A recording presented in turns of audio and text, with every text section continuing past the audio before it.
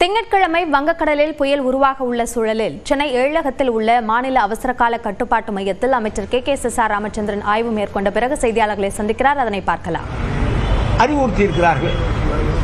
அதேபோல 24/10/2025 என்று கடலுக்கு மீன்பிடிக்க சென்றுள்ள படகுகள் கரைக்கு திரும்ப அறிவுறுத்தப்பட்டிருக்கிறது. அவங்க ரொம்ப தூரம் போயிருக்காங்க. நிறைய தூரம் அவங்களுக்கெல்லாம் சொல்லி வேகமாக வர சொல்லி அவங்களையும் நம்ம சொல்லியிருக்கோம்.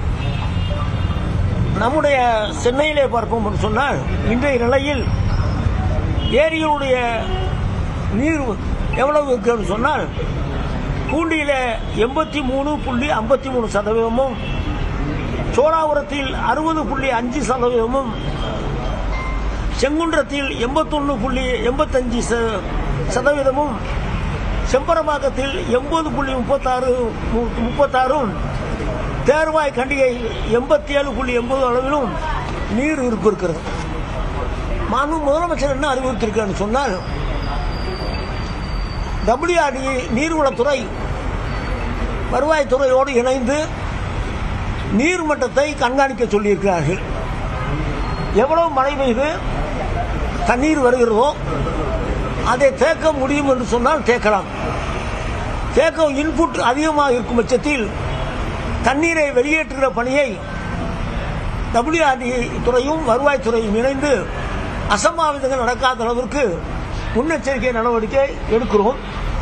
அதே போல தண்ணீர் திறந்து விடுகிற நேரத்தில் கரையோரத்தில் இருக்கிற மக்களுக்கெல்லாம் நாங்கள் அறிவுரை சொல்லி அவர்களை சரியான இடத்துல வைக்க சொல்லி நாங்கள் அறிவுறுத்தி இருக்கிறோம். அதுபோக எங்கே புயலால் பாதிக்கப்படும் என்று சொல்கிற மாவட்டங்களுக்கு அங்கெங்கே சென்டர்கள் பொதுமக்களை தங்க வைக்கக்கூடிய நிவாரண முகாம்களை நாங்கள் தயாராக வைக்க சொல்லி மாவட்ட ஆட்சித்தலைவருக்கு சொல்லியிருக்கிறோம். அது மட்டுமல்ல, அரிசி, பருப்பு, பால் போன்ற பொருள் எல்லாம் தயார் நிலையில் இருக்க வேண்டும். ஆட்கள் வந்த பிறகு அதை கொண்டு வராமல் வருகிற நேரத்திலேயே அவர்களுக்கு வழங்கக்கூடிய அளவிற்கு தயார் நிலையில் அதில் வைக்க வேண்டும் என்று முதலமைச்சர் அவர்கள் ஆணையிட்டிருக்கிறார்கள். இந்த பணிகளை செய்து கொண்டிருக்கிறோம்.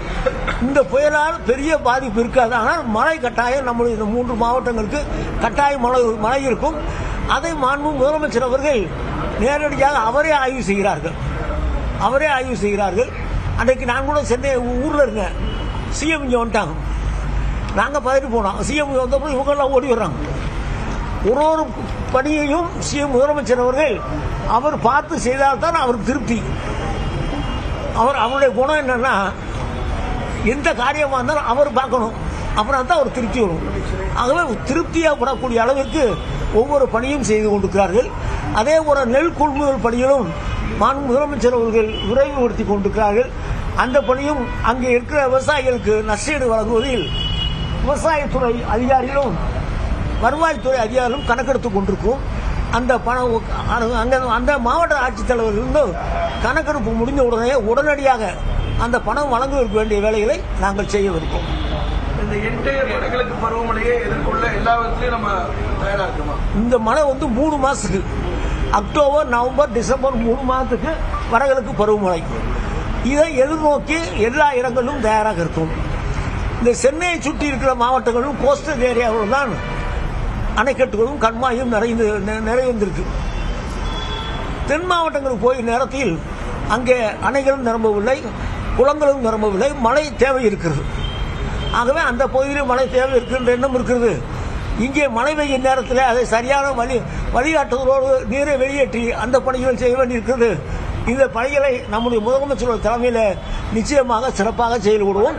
இந்த வடகிழக்கு பருவமழையை சாமர்த்தியமாக கெட்டிக்காரத்தனமாக நம்ம முதலமைச்சர் கையாள்வார்கள். இருக்கின்ற தரேன்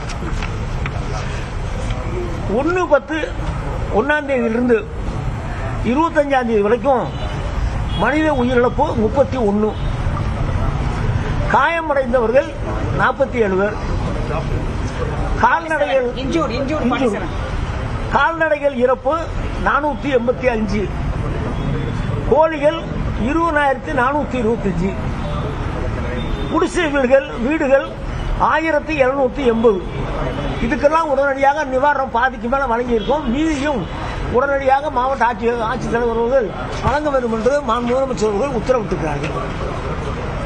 போன வாட்டி சர்ப்ளஸ் வாட்டர் ரிலீஸ் பண்ணதுல சில இஷ்யூஸ் வந்துச்சுன்னு சில லோல அதெல்லாம் இந்த வாட்டி அதை சரி பண்றதுக்கான நடவடிக்கை எடுக்கிறாங்க. சர்ப்ளஸ் வாட்டரை கேட்டுக்கிட்டு அங்கே நீர்வளத்துறையும் வருவாய்த்துறையும் அங்கே இருக்காங்க. எவ்வளவு இன்புட் உள்ள வருது, அது எவ்வளவு வச்சுக்கலாம், அது இன்புட் வர்றதை கணக்கு பண்ணி நாங்கள் வெளியேற்றுறோம். வெளியேற்றுற நேரத்தில் அந்த பகுதியில் கரையோரமாக இருக்கிறவங்களுக்கு எச்சரிக்கை செஞ்சிடறோம். அங்கே தங்கி இருக்கவங்களுக்கு அவங்க ரிலீஃப் கேம்ப்ல கொண்டு வச்சுக்கிட்டு அந்த பணியும் செஞ்சிடறோம்.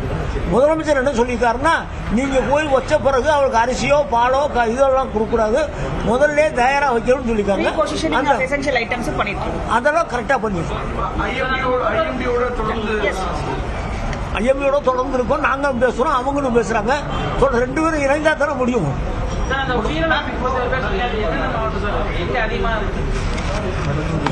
கடலூர் தான் ஜாஸ்தி. கடலூர் தான் 6 பேர் கடலூர். 31 6 பேர் கடலூர். 4 பேர் வந்து லைட்னிங்ல இது பண்ணு, 2 பேர் வந்து செவுரு விழுந்தது.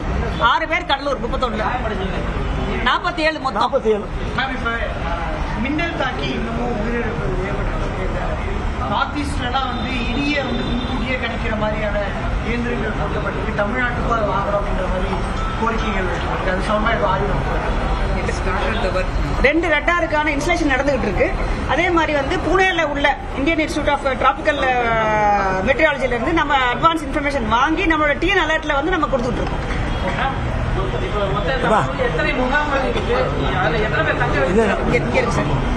போன வருஷம் அந்த மாவட்டங்களில் எவ்வளவு முகாம்கள் வச்சிருந்தோமோ அந்த முகாம்கள் பூரா ரெடி பண்ணி சொல்லிட்டோம். அந்த மாவட்டத்தில் 10 இருக்கலாம், 15 இருக்கலாம், 20 இருக்கலாம். மொத்தம் 2 முகாம் ஆள்கள் இருக்காங்க. இப்ப 2 முகாமில் மட்டும்தான் ஆள் இருக்காங்க. 210 பேர் தான் இருக்காங்க. பொதுவாக தம்பி சொல்றது சென்னை, திருவள்ளூர் போன உடனே எத்தனை முகாம் இருந்துச்சு, எந்த கல்யாண மண்டபத்தை வச்சிருந்தாங்க, எந்த ஸ்கூலை வச்சிருந்தாங்க, அதை பூரா பிக்ஸ் பண்ணி வச்சாச்சு. தயாராக இருக்கு. ஒன்று அது எதிர்கொள்றதுக்கு அரசாங்கம் தயாராக இருக்கு.